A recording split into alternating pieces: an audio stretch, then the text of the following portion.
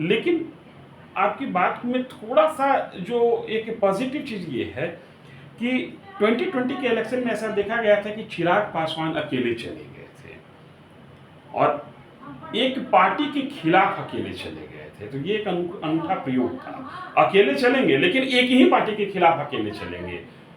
बिहार में इस प्रयोग को चिराग मॉडल के नाम से जाना चिराग मॉडल, तो चिराग मॉडल मुकेश सहनी दोहराएंगे ये कहना बड़ा मुश्किल है, क्योंकि चिराग ने जिस तरीके से पिछले 5 साल में राजनीतिक रूप से धैर्य का परिचय दिया है, उतने धैर्यवान मुकेश सहनी नहीं है।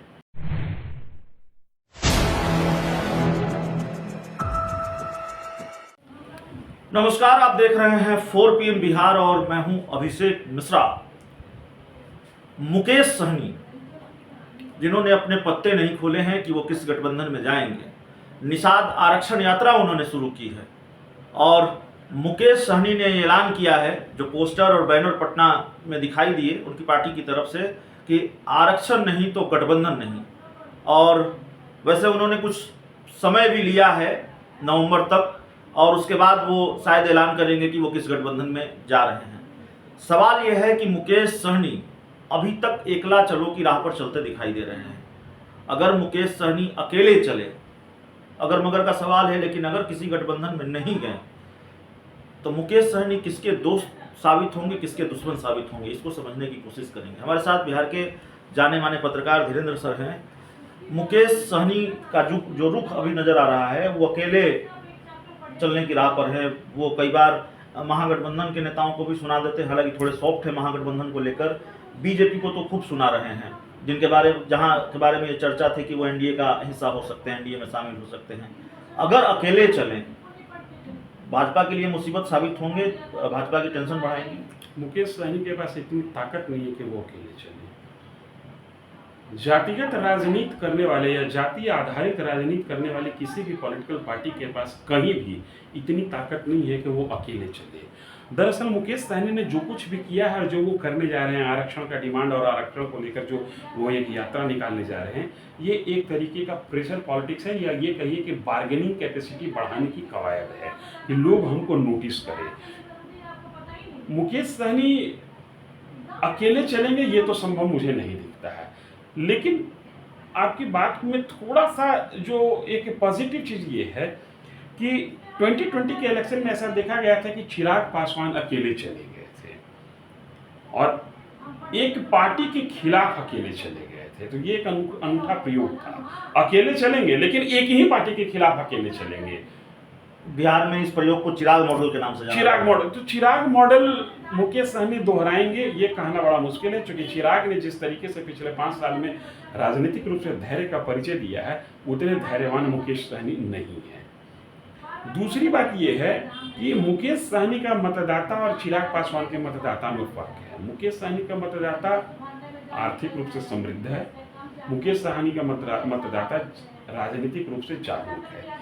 मुकेश सहनी के मतदाता को इस बात का एहसास है कि हम वोट किसको दे रहे हैं तो इसका कहां पर क्या रिजल्ट मिलेगा। नैसर्गिक तौर पर मुकेश सहनी की जो वोटर हैं वो बीजेपी के वोटर माने जाते हैं, क्योंकि जमीन पर उनको काम में और व्यवहार में, व्यापार में राजद समर्थकों से उनकी नहीं बनती है। तो मुकेश सहनी अगर अपने वोटर्स को अपील भी करें कि तुम मेरे साथ आओ ताकि हमको बीजेपी को औकात बतानी है, तो शायद मुझे ऐसा लगता है कि उनका मतदाता 2 मिनट के लिए जरूर सोचेगा कि मेरा वोट बर्बाद हो जाएगा और कहीं राजद न जीत जाए, क्योंकि राजद की जीत मुकेश सहनी के वोटर्स के लिए रोजी रोटी पर संकट खड़ा करता है। ये उनके यहाँ का ट्रेंड बतलाता है। तो मुझे ऐसा नहीं लगता है कि मुकेश सहनी चिराग मॉडल अपना पाएंगे, और अपनाएंगे तो उसको अंजाम तक कन्वर्ट कराने में कामयाब होंगे। अभी तक मुकेश सहनी की जो भी स्थिति है वो एक तरीके से प्रेशर पॉलिटिक्स जनरेट कर रहे हैं, या एक तरीके से अपनी ताकत का एहसास कराना चाहते हैं। एक संभावना और दिखती है मुझे, मुकेश सहनी को महागठबंधन भी नहीं ले और मुकेश सहनी को एनडीए भी नहीं ले। मुकेश सहनी, मैं कह रहा हूं कि मुकेश सहनी में अकेले चलने की ताकत नहीं है। हो क्या सकता है? एक समीकरण यहां मुकेश सहनी, पप्पू यादव, ओवैसी और बसपा को लेकर बन सकता है।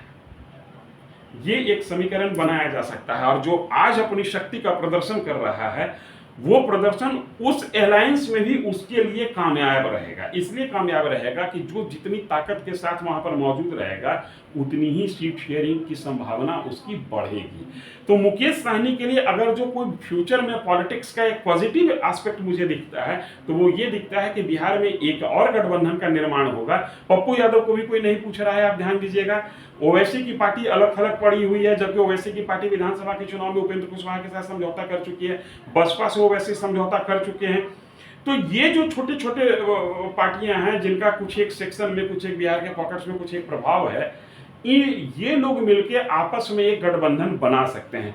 फिर भी मैं इस बात पर ज्यादा कायम हूं कि मुकेश सहनी अभी जो कुछ भी कर रहे हैं उसका तात्कालिक महत्व ये है कि आइदर महागठबंधन या एनडीए मुझे अपने साथ ले ले। लेकिन मुकेश सहनी तो बड़े नायाब नेता हैं, वो कुछ भी कर सकते हैं। ठीक है, आप जो बात कर रहे हैं वो बात सही हो सकती है और सही है भी, लेकिन मतलब एक राजनीति को बारीक तरीके से समझने वाले व्यक्ति के लिहाज से ये बात सही है, आपकी समझ पर कोई सवाल नहीं है। लेकिन जो व्यक्ति अपनी हार पर लड्डू बांटता हो, अपने दुश्मन की जीत पर लड्डू बांटता हो, मिठाई बांटता हो, जो व्यक्ति अपनी हार से ज़्यादा दूसरों की हार को आप एक चीज समझिए। आज ही मैं किसी अखबार में पढ़ रहा था कि राजनीति में या राजनीतिक संवेदना समाप्त हो चुका है। ये मुकेश सहनी ऐसा थोड़ी किए हैं।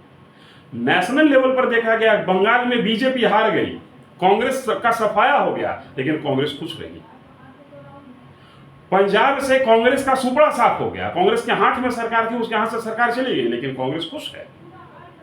तो अपनी हार पे ये लोग खुश होने से ज्यादा खुश हो रहे हैं अपने प्रतिद्वंदी के हार पे। ये एक ट्रेंड राष्ट्रीय, मुकेश सहनी अपवाद में नहीं है, मुकेश सहनी कोई अनूठा काम नहीं कर रहे हैं। ये नेशनल लेवल पर देखा जा रहा है कि आप भी हार गए ना, हम हार गए तो कौन बड़का भारी बात है, आप भी चाहिए, ये भी हार गया। तो अपनी हार से ज्यादा खुशी, इस गम से ज्यादा खुशी उसको इस बात की हो जा रही है कि वो हार गया। ये ट्रेंड राष्ट्रीय स्तर पर चल रहा है, मुकेश सहनी इसमें अपवाद में नहीं है।